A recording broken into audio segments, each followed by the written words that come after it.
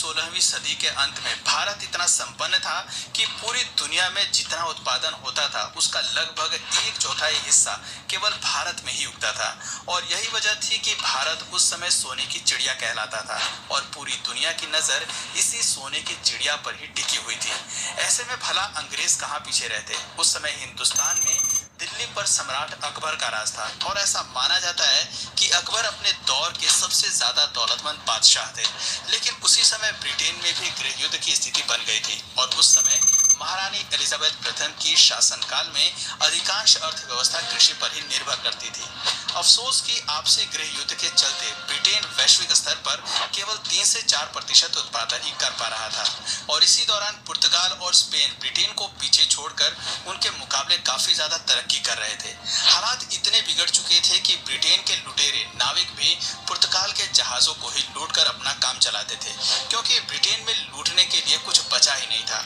लेकिन उसी दौरान एक ब्रिटिश नाविक को समुद्री यात्रा के दौरान भारत की अपार संपदा और समृद्धि के बारे में पता चला और ब्रिटिश गवर्नमेंट तक ये खबर जल्द ही पहुंच गई। फिर आया समय सन 1600 का, जब 200 ब्रिटिश व्यापारियों ने मिलकर एक कंपनी बनाई और उस कंपनी का नाम रखा ईस्ट इंडिया कंपनी। और इस कंपनी के सदस्यों ने जब अपनी राजनीति और कूटनीति महारानी एलिजाबेथ को बताई तो वो भी ईस्ट इंडिया कंपनी को सपोर्ट करने के लिए तैयार हो गए।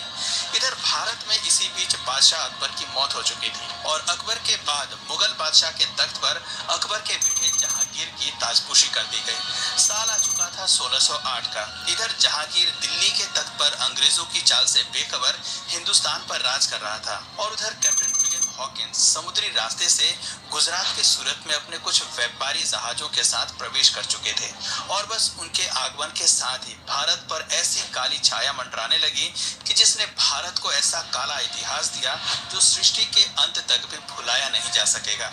अंग्रेजों ने भारत में आते ही ईस्ट इंडिया कंपनी स्थापित करने की घोषणा कर दी और अपने इसी प्रस्ताव के साथ काफी बेशकीमती उपहारों को लेकर कैप्टन विलियम हॉकिंस अपने कुछ साथियों के साथ जहांगीर के दरबार में पहुंचे। बादशाह जहांगीर उस समय तो डच और पुर्तगालियों के दबाव के कारण इस प्रस्ताव को ठुकरा देते हैं, पर अंग्रेज भी कहाँ पीछे रहने वाले थे। वो लगातार इस व्यापारिक समझौते के साथ नई नई प्रॉफिटेबल डील्स जोड़ते हुए बार बार जहांगीर के पास जाते रहे और अंततः कुछ समय बाद ही जहांगीर ने इस प्रस्ताव पर हस्ताक्षर करके अंग्रेजों को व्यापार करने की मंजूरी दे दी।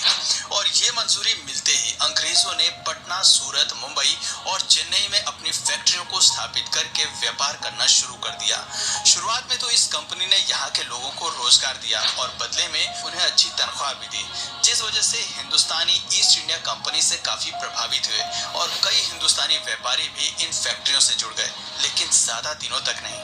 पूरे भारत में ईस्ट इंडिया कंपनी का व्यापार बढ़ता ही चला जा रहा था और अपने बढ़ते व्यापार की वजह से अंग्रेजों के मन में इतना ज्यादा लालच बढ़ गया कि उन्होंने भारत की सत्ता पर ही कब्जा करने की योजना बना डाली। और इसी उद्देश्य से 1686 में ब्रिटिशों ने मुगलों के खिलाफ जंग छेड़ दी और औरंगजेब से हुई इस जंग में मुगलों ने ब्रिटिशर्स को पूरी तरह से हरा दिया। इस हार से ब्रिटिशर्स को एक बात तो समझ में आ गई थी कि मुगलों को वो जंग लड़कर तो हरा नहीं सकते, लेकिन उन्हें भारत पर कब्जा भी करना था, जिसके लिए उन्होंने वो कूटनीति अपनाई जिसका फायदा वर्षों बाद भी आज तक भारत के धूर्त नेता उठाते हैं और राज करते हैं। और वो कूटनीति थी डिवाइड एंड रूल की, यानी आपस में फूट डालो और इन पर राज करो।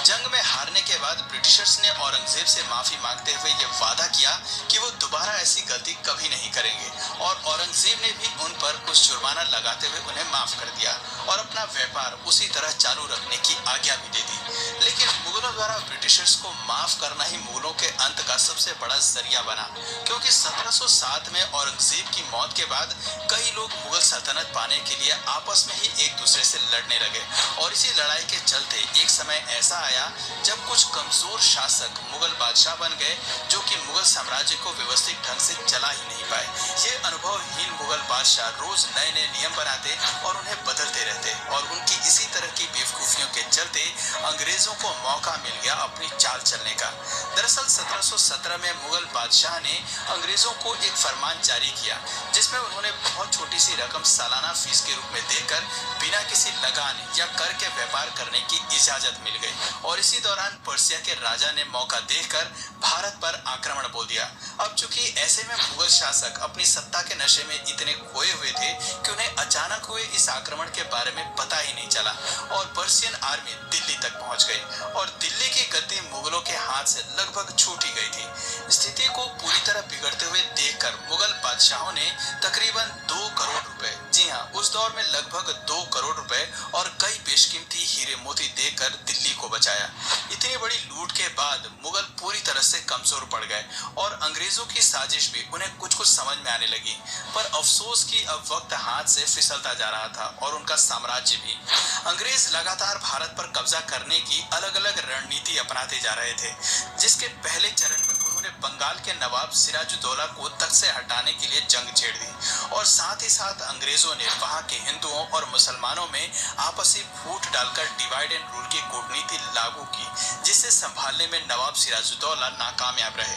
और नतीजा अंग्रेजों के लिए फायदेमंद रहा। प्लासी के युद्ध में सिराजुद्दौला को हराने के बाद अंग्रेजों ने सिराजुद्दौला के सेनापति को अपने साथ मिला लिया और उसे बंगाल का नवाब बना दिया। समय बीतता गया और भारत पर अंग्रेजों की ताकत और अधिकार भी उसी के साथ साथ बढ़ती जा रही थी। सन 1764 में अंग्रेजी फौज ने बक्सर के युद्ध में अवध के नवाब, बंगाल के नवाब और मुगल नवाब शाह आलम द्वितीय, इन तीनों को हरा दिया। इसके अलावा निजाम और मराठों के बीच में भी फूट डलवाकर अंग्रेजों ने पहले तो उन्हें लड़वाया और फिर उनकी लड़ाई का फायदा उठाकर खुद उनकी कमजोर सेना को हराकर उनकी रियासतों पर कब्जा कर लिया। और अंग्रेजों ने अपनी इसी रणनीति और कूटनीति को अपनाते हुए 18वीं सदी तक भारत के लगभग हर एक क्षेत्र पर अपना संपूर्ण कब्जा जमा लिया, जिसके बाद उन्होंने व्यापार और अपने अधिकार क्षेत्र की अन्य कई चीजों पर अपनी मनमर्जी के टैक्स लगाकर भी काफी कमाई करी और भारत को अंदर तक लूट लिया।